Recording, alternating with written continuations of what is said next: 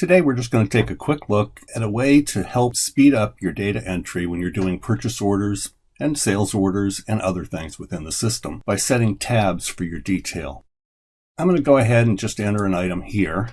This is the normal process that we would go through. Put in the item number that you want. You'll notice as I move along, I can press enter and it takes me to the next tab along the way. I can set my unit of measure. I can set my quantity. And then I go back up here and add the plus sign and begin to enter my second item. There may be places along here that you need to make changes to, but often on a regular basis, you're just trying to get the item and the quantity in and accepting a lot of the other defaults. What sometimes people don't realize is that there's a little hidden field here. If you're looking at these items, I'm going to go along over to here and you'll see the word tab. I can begin to click on these and change the items that are tabbed to naturally in the system by taking it off, and you'll see that tab is locked out. How does that impact my data entry? I'm going to log out and log in as a different user. And now I'm going to go to my same purchase order process, add a line item, put in my inventory ID, and you notice that when I hit enter, it takes me over to my order quantity. I put in my order quantity, press enter, and I'm ready to enter my second line.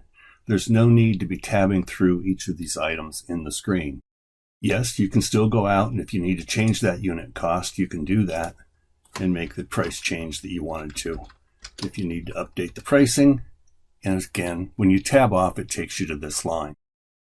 What's that look like in my setup? You'll notice here I've told it not to tab to any other line items so that I can just enter my inventory ID, enter my order quantity, and move on. For many users, this is going to be a much faster way for them to just enter the data and move on to the next screen.